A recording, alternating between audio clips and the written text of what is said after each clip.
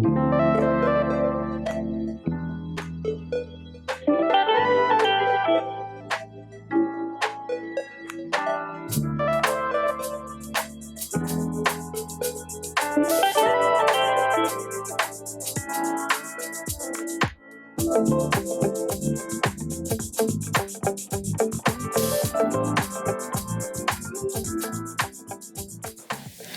everyone. Hope all is well. I would like to thank everyone for returning. My name is Stacy Pryor, owner of I.M.B Studios and Podcasts, and today I have a very, very special guest.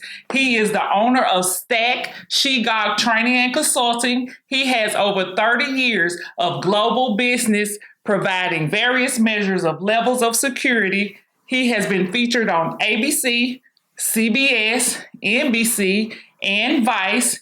He is a master martial arts instructor, an advisor, and coach. So if you're a business owner, an organization, or a celebrity coming to Nashville, Tennessee, he is definitely someone you need to know. How you doing, JC? I am doing great. Thank you so much for coming. Thank you for inviting me. This is awesome. Man, thank you so much. Let me have some background about yourself. Tell me a little bit about yourself. Well, I am originally from Chicago, born and raised. I went to the military after high school. Okay. It was back in the day when they say jail or military. I got into a fight one summer. Actually, I was in Memphis. Okay. I got into a fight. I put 3 people in the hospital. And they was unsure how to handle me because they never really come across a young person that had confrontational skills like that. Okay. I've been doing martial arts since I was 6. Oh, my God. By the time I got to high school, I was ranked like 5th in the nation in martial arts and 7th in boxing. So I already had some... You was dangerous. Yeah, I was a lethal weapon. I had some really good confrontational skills, but they say, hey, which one you want to do? I was like, no brainer. Yeah. Uncle Sam. What branch of the military were you? Army. Okay, Army. Okay. So I went to the Army, and looking back, it was probably one of the best decisions that I ever made. Right. Because I did 15 years as my original MOS or military occupational specialty was combat communications. Okay. And then I went to a additional school for special operations communications. Where were you stationed at? I was stationed all over the place. Fort Gordon, Fort Bend, Fort Bragg, Germany. I was in Heilbronn. I was in Batos. I was in Panama, Middle East, Kosovo. Yeah. All over the world. Is it any information you would like to give a young person that may be interested in going into the military? Well, I would like to tell young people, if you're interested in going to the military, I would like for you to try to shoot for Navy or Air Force. Okay. Because that will transition you if you ever plan to get out, if you don't retire, ever get out, it's a better transition to the civilian work. Marines and Army is, even though they have support jobs, I guess they're better now with the whole computerized thing. Okay. Because when I went in, everything wasn't computerized. But I say shoot for Navy, Air Force, because especially like college degrees and stuff, it's easy to get those credits transferred. Okay. It's a beautiful thing. So yeah, if you don't have any prospects out here and all you see is trouble ahead of you, trouble to your side, your left and right, go to the military, get that training and come on out. Because they're going to get something out of you, so you need to get something out of them. And go for what you intended on going, what you like to do, because I promise you, it's not going to be easy, but it's definitely going to be worth it. Yes. Take it from someone who knows. Okay, I want to talk about guns and gun laws. How can you tell us about gun laws in Tennessee? And then I have a question after you. Okay. Well, the gun laws here in Tennessee are pretty liberal. They just recently passed a couple of years ago the permitless gun carry, where as long as you are of age, no restrictions, meaning no felonies or no domestic violence convictions. Okay. No felony convictions, no domestic violence conviction. You can buy a gun. If you can buy it, you can carry it.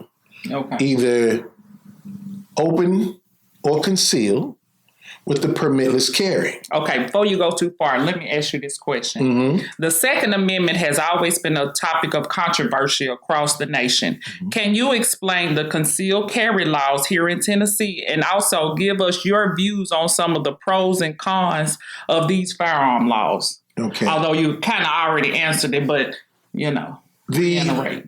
The Tennessee permitless carry law is it's a trick. It's a trick, because what happens is people will buy the gun, carry the gun, and they think it's a constitutional carry when it's not. What's the difference? The difference between constitutional carry and permitless carry is that constitutional carry is under the Second Amendment of the Constitution. So that's handguns, shotguns, rifles. Okay. The permitless carry is state, and that's under handguns only.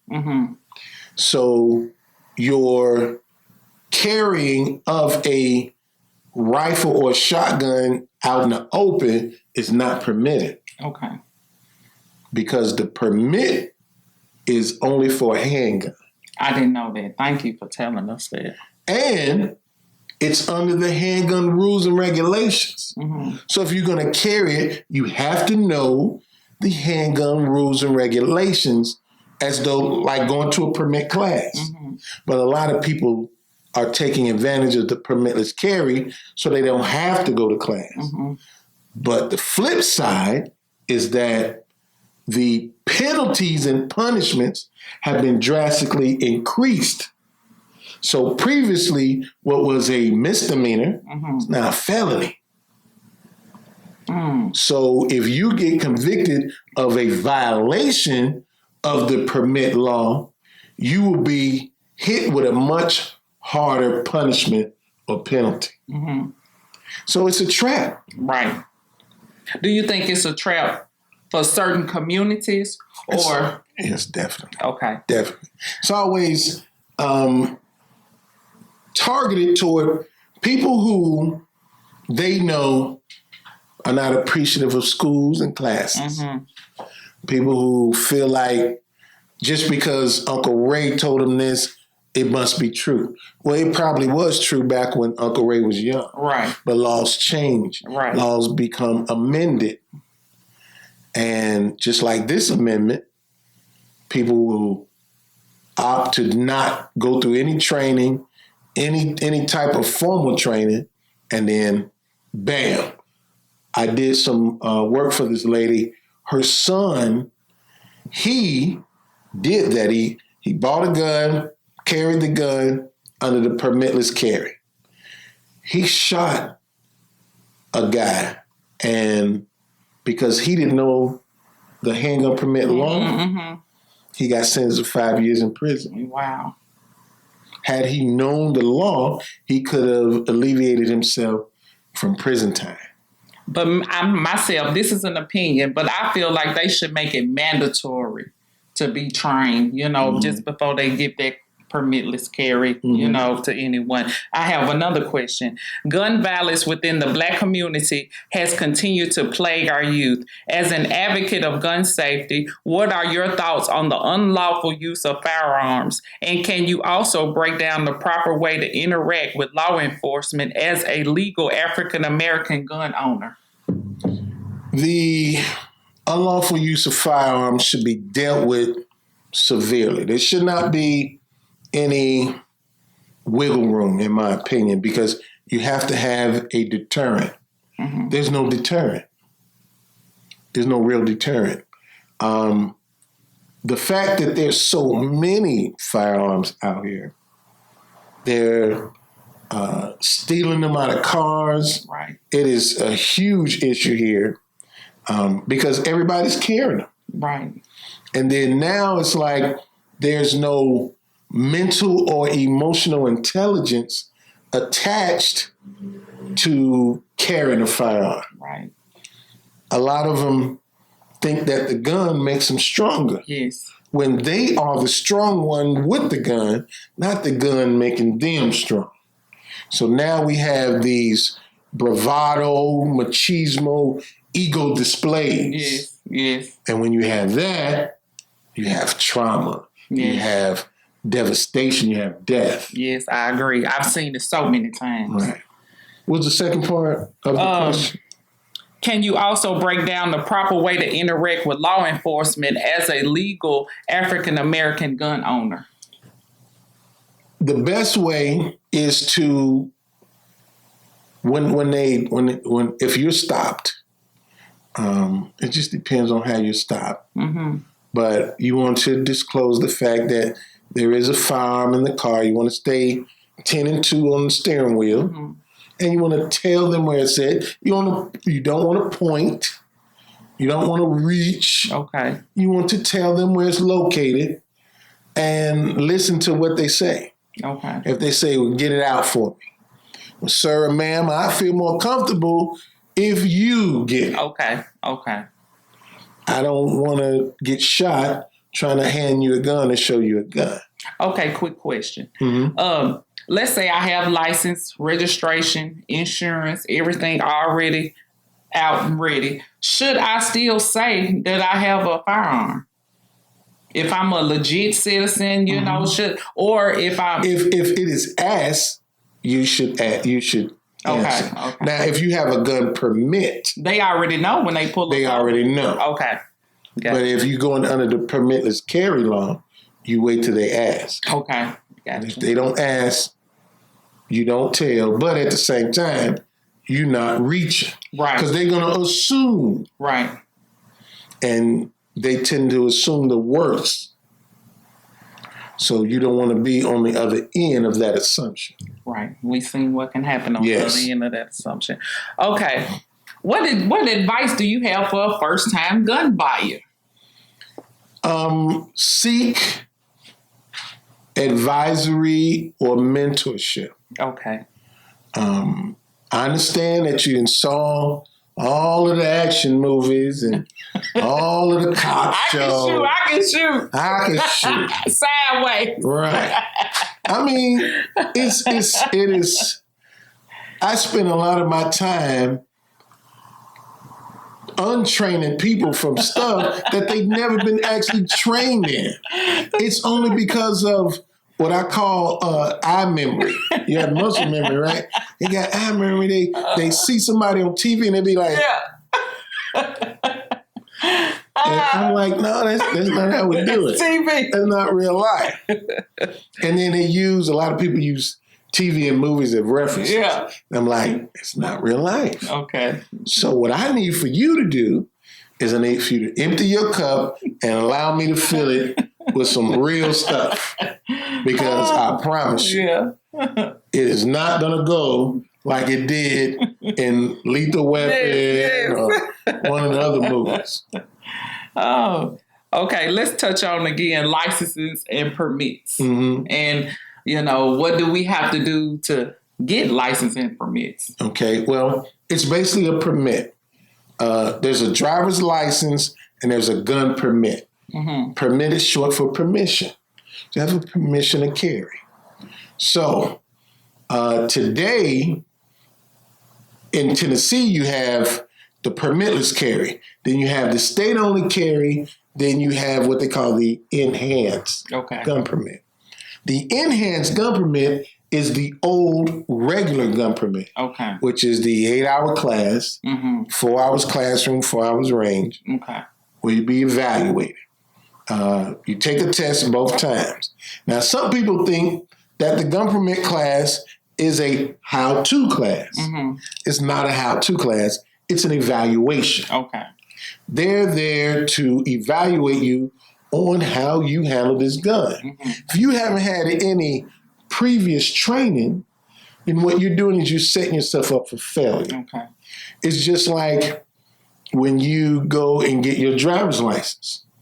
The first time you drive is not going to be for the driver's test. Right. You need practice. You're going to get practice. Right. And you're going to get formal practice.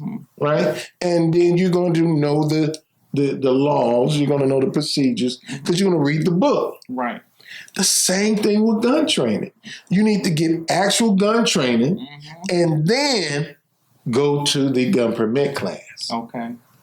The gun permit allows you to carry in 36, 37 different states. With that, you have to carry how they carry. So whatever state you're going to that is a reciprocal state, then you research, okay, they only do open carry, or they only do concealed carry. And then you carry like they carry. You don't carry like you do at home. Right. You carry like they do. What they say, when in Rome, you do what the Romans do. That's right. So, not saying you can go overseas. Right. Can't go overseas with your gun.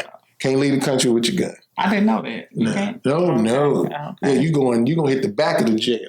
Gotcha. You're trying to get on that plane with a gun. An international flight. But you know what? I've been listening to the news, and they said Nashville has caught so many people with guns. It's almost like they forget they have them, you know? It's a lot of ignorance. Yeah. A lot of ignorance. And it's a lot of hearsay. That just shows how people do not seek. It's like if you're going through a legal matter, you want a lawyer. You want to do a gun matter, you need to seek a gun consultant. Right. Not necessarily a gun instructor, a consultant. Gotcha. Because instructors will teach you how to shoot. Like right now, we are inundated with all of these new instructors. When I mean new, like people only been doing it for 2 or 3, 4 years. They want to teach you the basics. The basics, not shooting yourself, not shooting your loved one, and hitting a target at certain distances. That's basic shooting. Then you have defensive shooting. Okay. That's reacting to a stimuli. Oh, you got a gun. Being able to respond to the proper stimuli. Then you got tactical combat shooting, where it's defensive and offensive shooting at the same time. You mean back and forth, right? Meaning, like if somebody breaking your house, you are seeking them out. You learn how to navigate through the house, around corners, downstairs, hallways, that type of thing. Okay. People are like, again, they're so egotistical just because they saw it, they think they can do it. And there's so much liability involved. Every class you go to, they're going to tell you, every bullet you shoot, there's a lawyer attached to it. So you hit something to somebody that is not supposed to get hit, you got to pay for that. Yeah. So you might as well get trained so that you can alleviate or mitigate all of that extra liability. But it's kind of like when people do something stupid and they land in jail and they sitting in jail and they're like, man, I should have never done that. Right. Now they go to the law library and they trying to figure out what laws that they should have did that first. They should have did that first. Yep. Reactive instead of proactive. Wow, thank you. So our next question is, speaking about mass shootings, you know, we've been having the shooting at the school and stuff like that. Mass shootings have become increasingly more rampant here in the U.S. We recently interviewed a 16-year-old high school student who expressed the fear she faces just to attend school. Kids around the United States are really scared. Even I'm scared. And there's a lot of stuff that's already happening in kids' personal lives, and they don't need to worry about people trying to shoot them up because, well, they start talking about it frequently now. Is there any solutions to be had, and do you see not only AR-style weapons, but guns in general as a benefit or a hindrance to our society? Well, the first, as far as a remedy,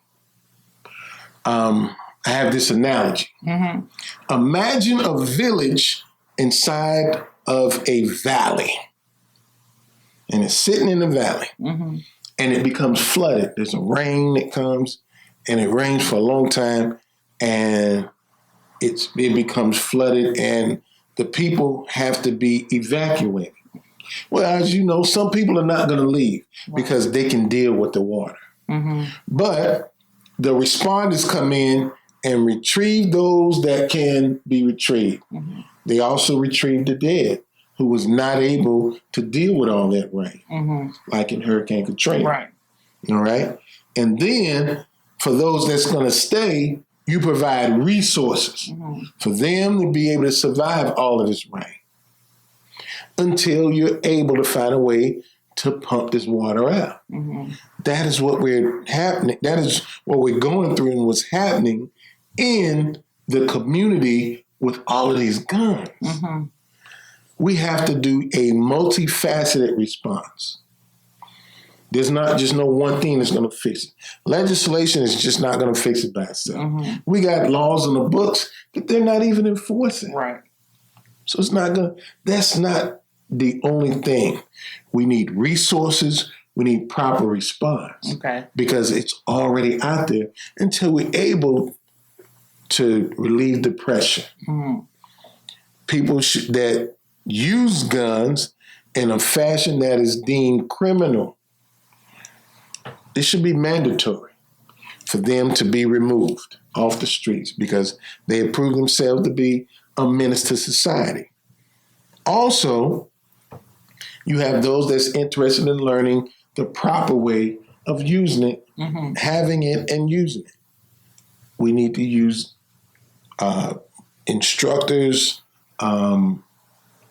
classes, make it mandatory for people to go through these classes. I agree. Okay? And you can take advantage of your Second Amendment because we're under a community crisis. And we need to act like we're under a community crisis. I understand how the Second Amendment works, and I'm all for the Second Amendment, but I'm all for public safety. I agree.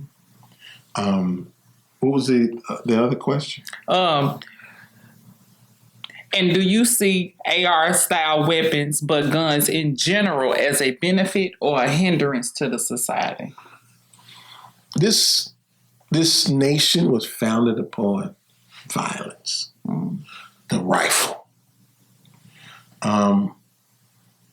There's a lot of attention being paid to the AR style, but the AR style rifle shoots the same caliber as what they call the ranch gun. Is a Ruger style gun that shoots the same caliber. There's several guns that shoot the same caliber, so it isn't a particular type of gun that's the problem. It's the particular type of shooter that's the problem. And we have a serious problem with mental health. I definitely agree with that. We have a serious problem with mental health, especially post-pandemic. Oh my goodness, it is awful. It's crazy of how many people during that year and a half of the pandemic were just maintaining stupidity. And now we're seeing the results of the stupidity. If you watch it long enough, you will mimic it. Just like they were saying how kids watching violent video games, they'll mimic it. Well, guess what? Police watching these police shows, they mimic that. And in police shows, they violate your First Amendment, Second Amendment, Fourth Amendment, all of it in those shows just to get the bad guy.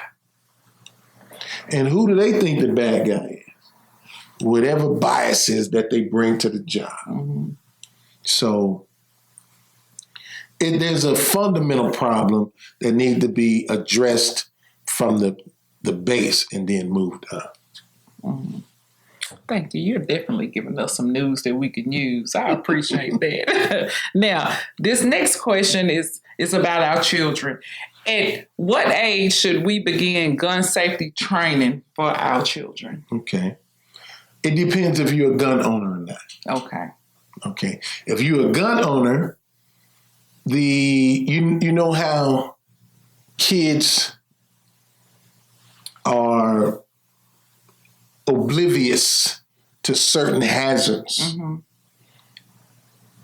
As they become knowledgeable of these hazards, you educate them in reference to, okay, if you are in a room with somebody and they have a gun and it doesn't look like or feel like a toy, then you immediately leave, or you tell an adult or both, don't stick around. And that's when they're young. When they get older, you teach them about safe handling. You're around somebody that have a gun and they pass it around. Check this out, man, got me a gun. And then you unload it, whether it's a revolver or semi-automatic, you unload it, and then you give them the gun and you keep the bullets till you leave, because you don't want to be accidentally shot. Right. So it just depends on their age. I typically train, I've started them as young as 7. Okay. The typical age is around 10. But I started them as young as 7. And that just depends on how well that they receive instruction and follow instruction and comprehend. Right. Okay. Moving along. Okay. One phrase that we often hear a lot is that guns don't kill people, people kill people. I personally always thought this to be incredibly insensitive to the victim's family. What role, if any, do guns play in the violence as we witness on a daily basis? Well, if it's gun violence, guns play a 100% of the role. Well, that's 50%, because you look at mental health too. Yeah. Looking at mental health, you got a lot of people, like I said earlier, who get a gun and think, oh, I'm invincible. Yeah. Or people who are desensitized to violence because this is all they intake through their music, through their recreation, through their TV, through their movies, through their articulation conversations. So it's true that people do it, because like in the UK, where there's not a lot of guns in circulation, people are getting stabbed. So people find ways to kill other people that they don't like. I think that if we try to make a turn in this whole, I guess, relationship that we have with each other, but because to me the country was founded upon a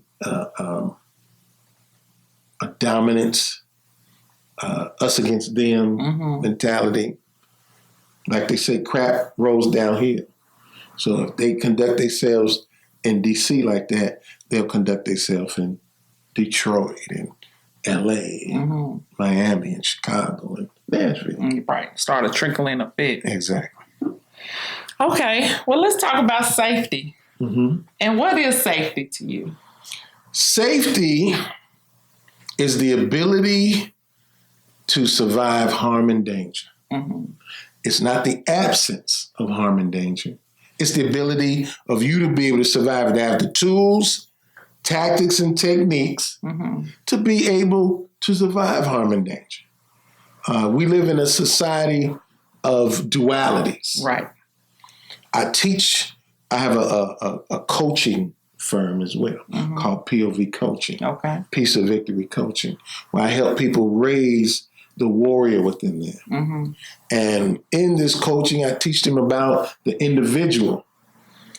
Broken down is the indivisible dual, the inseparable two. And the inseparable two is good and evil, left and right, front and back, darkness and light, brain and body, flesh and spirit, the gardener and the warrior.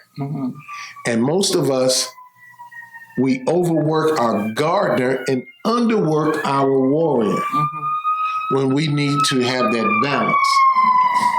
That balance is necessary for us to be able to live a fulfilling life.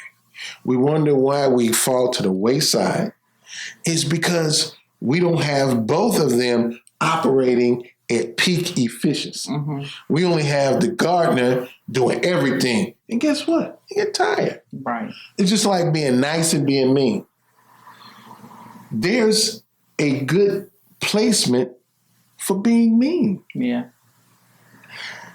My mean is dressed up in a suit and tie. And when my mean address you, he's not being nasty. He's being, as a matter of fact, he's being decisive. He's letting you know that this is where it's at and where it's going to be and where it stops. Very clear. Very clear. Your mean can do the same thing, but a lot of them associate mean with nasty. I think my mean is nasty. Well, that's because your mean don't get enough exercise. You got to stretch them out. Too much. Right. And then what happens is your mean show up to help the nice. Okay. When that should not be the case. Your nice should go to a certain part. Immediately, your mean shows up. Oh, I got you. It's like a tag team. Okay. I got this. It seems to be a communication breakdown.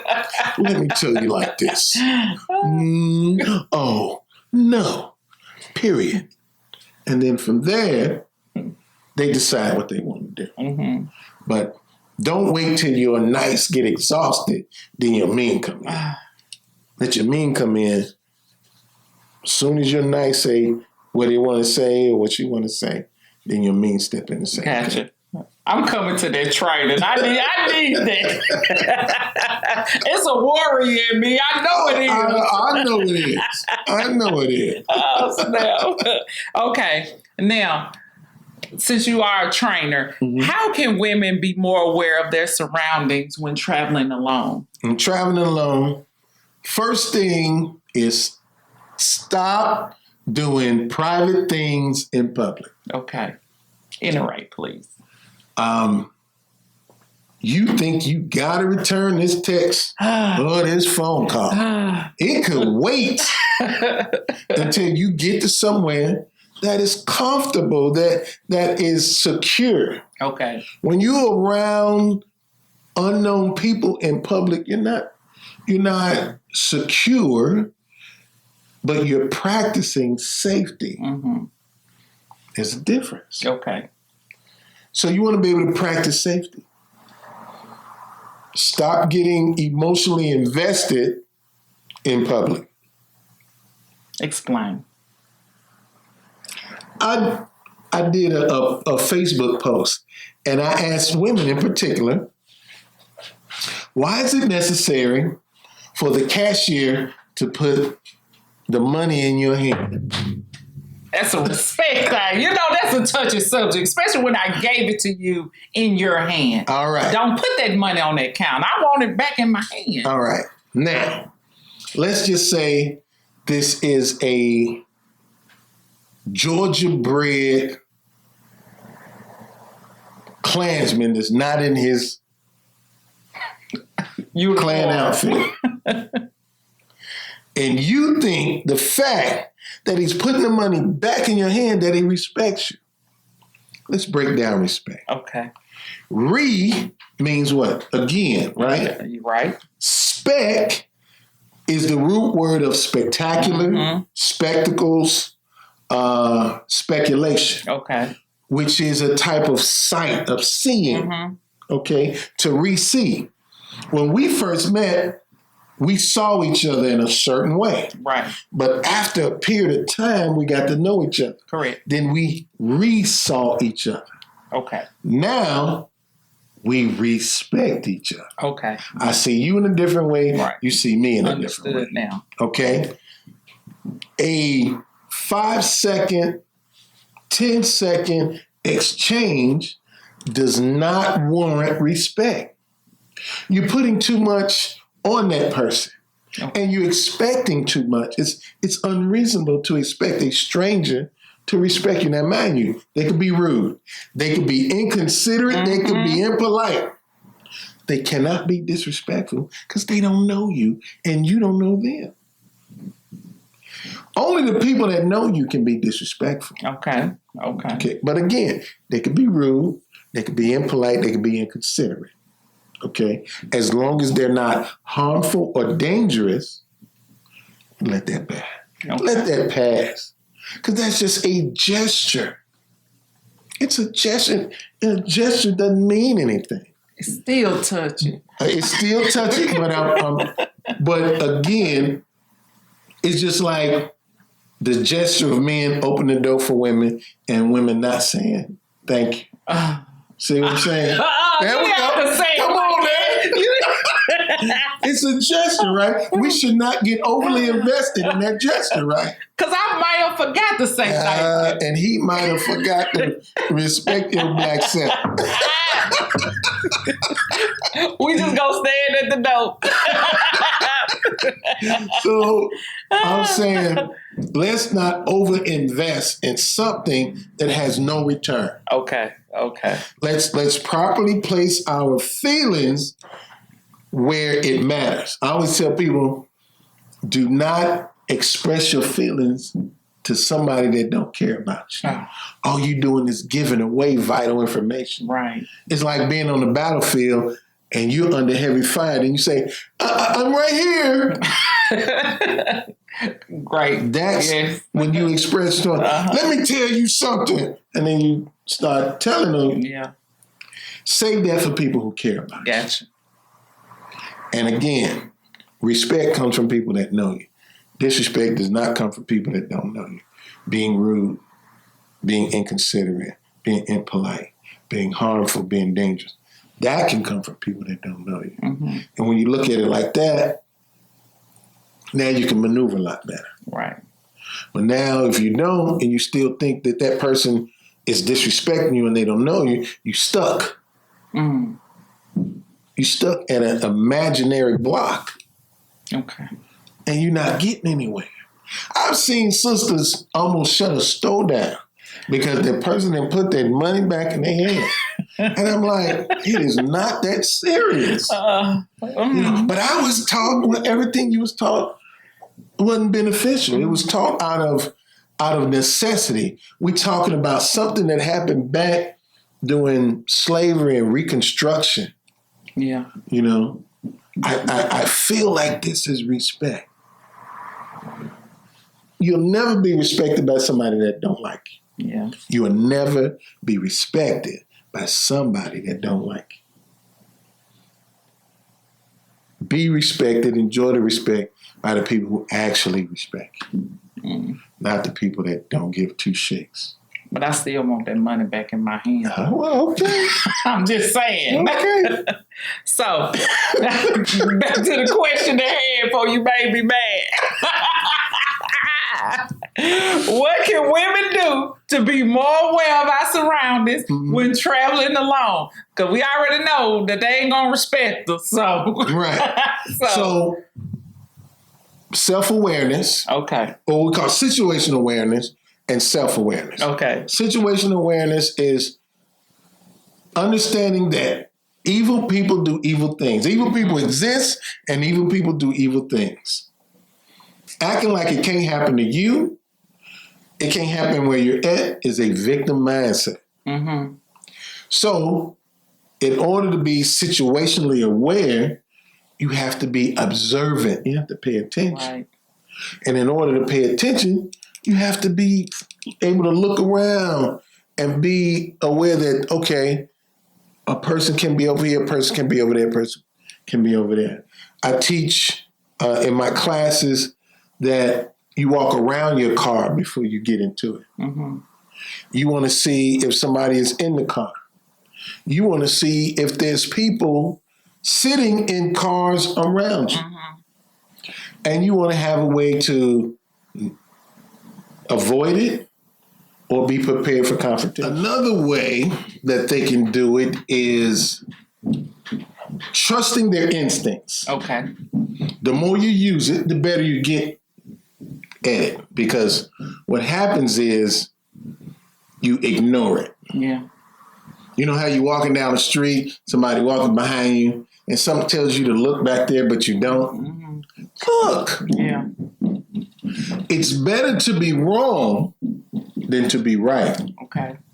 So you want to trust your instincts. You want to use them. You want to get good at it. And this way, that is another tool to help you be safe and stay safe. Okay. Okay.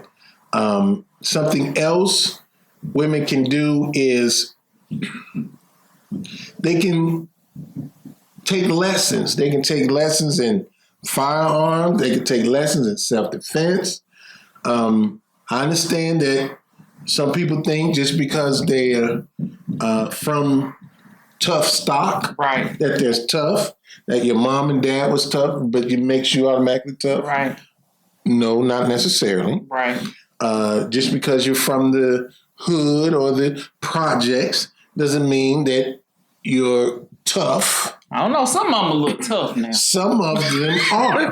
We're talking about the exceptions, right, and not the rule. Okay. Right. Because there's always an exception. Right. You know, and so you should seek the guidance, the advisement, the mentorship, the training of those that are actually tough. Mm-hmm. When you look for people who say that they're tough, then what tough situations have they been through? Mm-hmm. Did they survive something that you are imagining in your mind? And then, did they survive the legal ramifications? Okay. I know a lot of people who come to me talking about self-defense, and I'm like, well, what do you think about this instructor and that instructor? I said, well, have they ever been to court on what they do? Mm-hmm. If they haven't, then if you're looking for a more detailed, specific, then you need somebody who's been through the full gamut. Okay. And without that, because in today's society, if you get into a fight, self-defense situation, the police going to show. Mm-hmm. There's going to be a investigation. And then what you're trying to do is avoid bail. You're trying to avoid lawyer fees, Mm-hmm. court fees, getting your car towed, impoundment, all that other stuff. So it's a complete process. So that's my suggestion. Okay. Thank you so much. Okay. Well, tell us about your martial art and STAC training. The martial arts training is typically a seminar, workshop, Okay. in self-defense. Okay. Giving you just meat and potatoes, no garnish, Okay. no vegetables, no wine. Okay. Giving you everything you need to, in a condensed fashion to survive a harmful or dangerous situation. Okay. And at the same time, I'm teaching you self-defense law. Mm-hmm. Tennessee self-defense law is TCA code 39-11-611. Mm-hmm. So I introduced this along with the techniques that's going to help you be hard to shoot and hard to sentence. Okay. The STAC training is typically more on a professional level. Okay. You are security, police, then you come to me for your certifications. Okay. The consultations, consulting part is the POV part, Mm-hmm. the piece of victory. Help you understand mentally and emotionally that certain things actually exist. Mm-hmm. This is not something you just see on the news, not something you just see on TV, or something you just see on the movies. This is an actuality. And then I bring you into the actuality and then form your reality and give you all the tools so that you can survive the reality of where we are at. Not where you want to be or where things should be. Okay. Where we're at. This is where we're at. And the consulting part, it's not a one-off thing because it took you years to get to your condition. So it'll take a few sessions, and I do it where we do like verbal counseling as well as physical training. Okay. So how long does it take you to get certified for like the security training? If the state of Tennessee says that it's a minimum of 4 hours for unarmed, okay, and a minimum of 16 hours for armed. Okay. So I tend to go a little above the minimum because, again, I don't want you to be caught up in a lot of liability because security work encompasses liability. Okay. Because you are enforcing laws. Okay. Even though you're not the police, but you're still authorized to enforce laws on private property. Okay. So I introduce you to those laws that you need to be able to enforce if you have the right tools. And then the basis of security is observe and report. Okay. So I teach you how to be observant, how to pay attention, and how to write the proper reports that could escalate to legal documents. Okay. So what's the difference between STAC and CAS training again? Well, STAC is just the name of the company. Okay. Okay. CAS is the comprehensive active shooter training. Okay. And with the comprehensive active shooter training, now that is a requirement in a lot of circles. Okay. My comprehensive active shooter training stands out because not only do I provide the standard training of the run, hide, and fight, but not in the standard way, I also provide the security assessment, vulnerability assessment, risk assessment of your facility, and the actual techniques that you need in case someone ambushes you. Okay. Which is what active shooters are. They show up and they start shooting. That's an ambush. And in the military, especially in special operations, the ambush is one of those things that we train for. Now, speaking of ambush, just because we on that topic, because it's happening, you know, what can we do, you know, as civilians, just in case we're in the grocery store or anything like that? What do we need to do? Run to the door, stop, lay down. What do we need to do? A, pay attention to your surroundings. Okay. Something appears to be suspect, or someone appears to be suspect, what you want to start doing is maneuvering your way away from them. Okay. Okay. If it's all of a sudden, then what you need to do, make yourself a smaller target. Ascertain where the danger is coming from. Yeah. And move away from there. Right. And that's that in a nutshell. Learn how to use cover and concealment. But this is all something that needs to be taught. Right. And this is what I do. I teach people how to survive harmful and dangerous situations. Right. My goal and my motto is to make you positively dangerous. Be harmful to harm and dangerous to danger. That's what I do. So if you're looking for training, this is the guy that you need to talk to, because as you can hear, he can help you in a situation and also get you certified if you want to be a security guard or, you know, law enforcement or anything like that in that nature. So if you're looking for certification, he's the guy that you need to talk to. You know, all these clubs and stuff, I don't know about the security guards. I don't know if they certified. They looking gangsterish a little bit. So, you know, if you want your business going on the right track, this is the guy that you need to talk to for all your security needs. Any closing remarks or anything you want to say and add to this podcast? I want everybody to know that we are where we're at. We may not be where we want to be or where we should be, but we're where we're at. And we need to be prepared. If we break it down, pre means before, paired means equal or better.